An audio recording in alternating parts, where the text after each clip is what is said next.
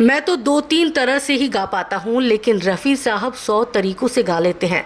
वो मुझसे कई गुना बेहतर फ़नकार थे, मेरा उनसे कोई मुकाबला नहीं। वो बहुत अजीम गायक थे। ये बात किशोर दा ने रफ़ी साहब के बारे में तब कही जब उनका इंतकाल हुआ था। रफ़ी साहब का प्लेबैक करियर शुरू हुआ था 1944 से, जबकि किशोर दा ने 1948 से प्लेबैक सिंगिंग शुरू की थी।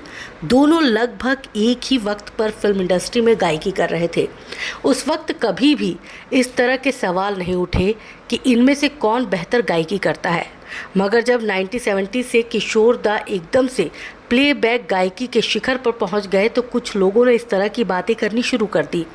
फिल्म आराधना के गीतों की सफलता ने किशोर दा को ज़बरदस्त ख्याति दिलवाई। हालांकि रफ़ी साहब और किशोर दा के बीच तुलना 1969 में आई फिल्म प्यार का मौसम के बाद ही शुरू हो गई थी। प्यार का मौसम फिल्म में एक गीत है जो आपने भी सुना होगा। उस गीत के बोल हैं, तुम बिन जाऊं कहाँ मैं दुनिया में आके। ये गीत रफ़ी साहब और किशोर दा दोनों ने गाया था।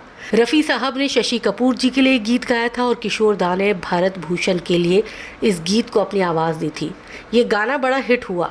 तब किशोर दा और रफ़ी साहब के फैंस के बीच बहस छिड़ गई कि किसने ये गीत ज़्यादा बेहतर गाया। जबकि आप इन दोनों गीतों को सुनेंगे तो आपको कोई भी गीत कम नहीं लगेगा। इस बहस को मीडिया ने भी और मिर्च मसाला लगाकर बढ़ाना शुरू कर दिया। ये मीडिया ही था जिसने ये बात फैलाई कि रफ़ी साहब और किशोर दा एक दूसरे से जलते हैं, जबकि ये बात 100% गलत और कोरी झूठ थी। लेकिन जब आराधना फिल्म के रिलीज़ होने के बाद किशोर दा रातों रात स्टारडम की बुलंदियों पर चढ़ गए तो मीडिया को ये कहने का बहाना मिल गया कि किशोर कुमार मोहम्मद रफ़ी का करियर खा गए। उस वक्त और भी कई फिल्में आई जिनके गीत किशोर दा ने गाए थे और वो गीत बहुत ज़्यादा हिट हुए थे। इसी दौरान ये इत्तेफाक भी हो गया कि रफ़ी साहब ने गायकी कुछ वक्त के लिए बंद कर दी।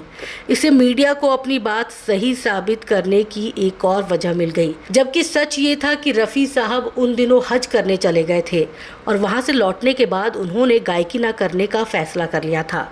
लगभग 1.5 साल तक रफ़ी साहब ने कोई गीत नहीं गाया, जबकि उस दौरान किशोर दा हर दिन एक से बढ़कर एक गीत गा रहे थे। फिल्म इंडस्ट्री की कई बड़ी हस्तियों ने रफ़ी साहब को गायकी फिर से शुरू करने के लिए काफ़ी मनाने की कोशिश की, लेकिन रफ़ी साहब नहीं माने। ऐसे में रफ़ी साहब का कोई विकल्प बचा ही नहीं था। रफ़ी साहब के बाद उस तरह की गायकी में किशोर दा से बेस्ट कोई नाम नहीं था, इसलिए किशोर दा को ही धड़ाधड़ गाने मिले जा रहे थे। 70 के दशक की शुरुआत राजेश खन्ना के स्टारडम का भी दौर था। राजेश खन्ना किशोर दा के फ़ैन थे। उन्होंने ऐलान कर दिया कि उनके गीत सिर्फ किशोर दा ही गाएंगे। मीडिया अब भी वही सब बातें कर रहा था। हालांकि किशोर दा या रफ़ी साहब ने कभी भी ऐसी कोई बात नहीं की। दोनों जब भी मिलते थे तो बहुत सम्मान के साथ मिलते। फिर वो दौर भी आया जब रफ़ी साहब ने फिर से गायकी की तरफ वापसी की। शुरुआती कुछ परेशानियों के बाद रफ़ी साहब ने दोबारा अपना वही मुकाम बना लिया जो पहले था।